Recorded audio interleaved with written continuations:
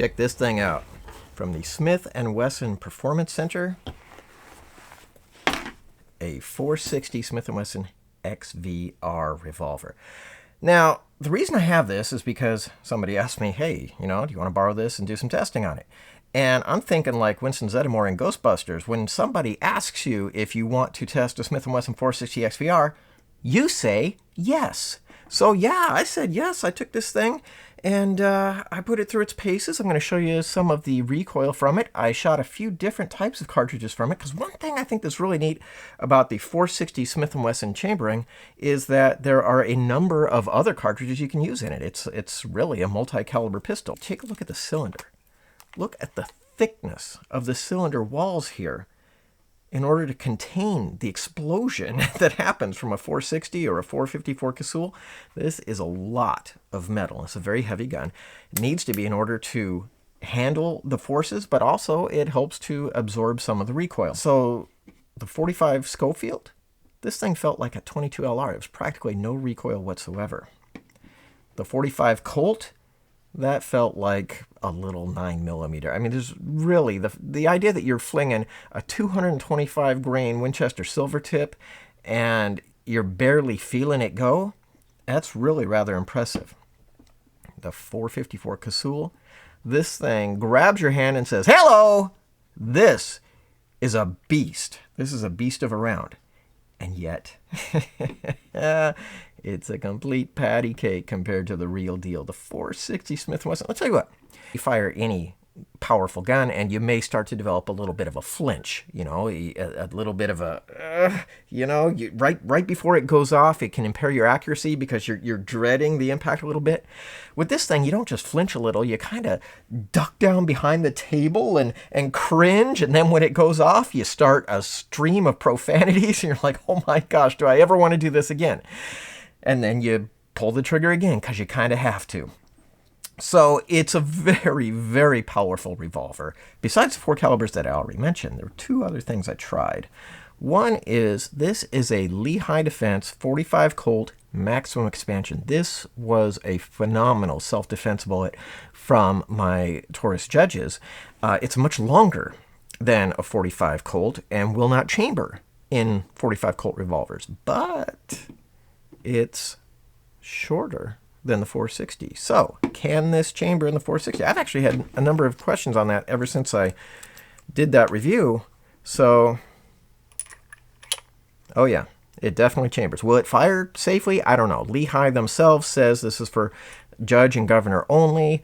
You'd have to ask them if it's safe to fire from a 460, but it definitely fits. And then I thought, if one judge round works, what about another? What about these 2.5-inch shotgun shells? Because check this out. It actually has almost enough room to fit. Now, even if it did chamber, I wouldn't fire it because a shotgun shell, when it fires, the crimping here is going to unfold and it'll probably jam the cylinder. But could it possibly do it? No, it does not chamber. You need a chamber that's made specifically to handle 410 shotgun shells, and this isn't it. So, I had to do it. I took the 460. This is a Hornady Custom 200 grain with the FTX bullet, the flex tip bullet. I took that down to the range. I ran it through some professional ballistic gelatin just to see what it would do.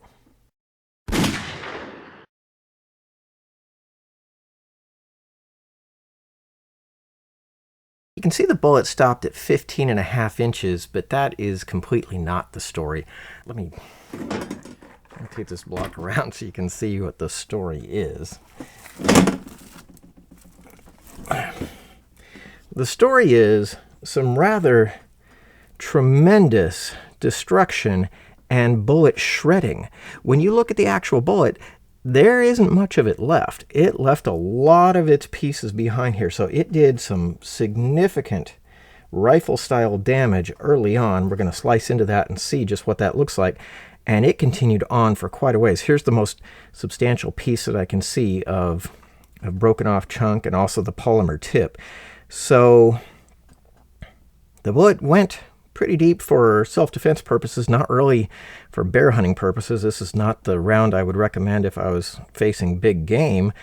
You'd want something like a hardcast bullet for that, but for a hollow point, it certainly did its share of destruction.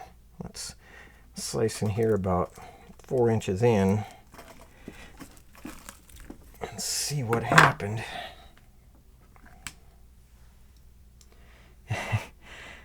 That hurt.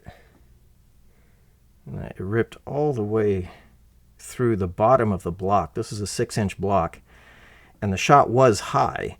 The shot was only about 2 inches down in the block, so this ripping, if we had gotten that in the center, this block may have been ripped completely apart.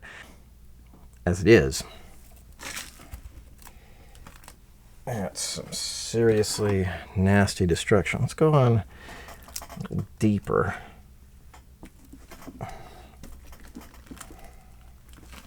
Let's see what we're getting. So basically, yeah, it ripped the entire block in half. And even once the damage starts to settle down some, it's still, considering that was the bullet itself was only 0.45 inches, that's really a tremendous amount of damage to be doing a good 9 inches deep in the block here. Get the rest of it here. You can see the destroyed pieces up to 16 inches, so the bullet at 15.5. Yeah, it kind of disintegrated. Lost a lot of weight and left a lot of fragments behind. The polymer tip is beat to daylights, and the remaining bullet, boy, it's squashed, so it doesn't have a lot of depth. It probably rotated sideways and cut through the gel sideways, so it probably didn't maintain a strong face the entire way through, but it's still a big, heavy piece. I would not classify this ideal performance. For personal defense against a human, it's going to drop them. I have no doubt of that. It penetrated to a great depth, and it was just astonishing just how much damage it did early on in the gel block. But a 460 is not really typically used for personal defenses. It's more likely a gun that's going to be used for hunting or defense against dangerous predators. And against a smaller predator, absolutely, it would have done fine. Against a big predator, or something like a dangerous animal like a moose or something, I'm not sure this is the round I'd want to be using. I think I would rather have a hard cast or something that penetrates very, very deeply and shatters bones. I have no doubt that the 460 Smith & Wesson has plenty of power to get that job done, and I have no doubt that this snub-nose revolver has enough power to get that done. I just don't think that this FTX bullet was really the right choice for that. Not a fan of bullets that fragment and shed weight, but I gotta say, the fact that it maintained this much weight at this much size is still very impressive. I have no doubt that if there ever was such a thing as a one-shot stopper from a handgun, this is it. As far as the gun itself, you saw the recoil and it looked horrible. And it looked like it was just about ready to rip itself out of my hand. It happened every time. That wasn't the first time I shot it. But it didn't hurt. This rubber grip on here did its job, because even a day and two later, I'm not feeling any pain in the webbing, in the palm, anywhere. So that was really impressive. Overall, as a firearm, I mean, depending on what you want to do with it, this is not a concealed carry pistol. This thing is so heavy, you would never carry it with you. And to take full advantage of the power of it, you'd never get a second shot off. It's so, for me, uncontrollable. Once that first bullet goes off, there ain't no double tap happening. However, as Ferris Bueller said, if you have the means, I highly recommend picking one up. It is a gorgeous piece of craftsmanship. It is smooth and slick. Everything about it just screams quality. Very pleased with it. If I was going to be using it as a range toy, I think I'd stick to the 454s and save the 460s for, when you're up against a moose or a bear.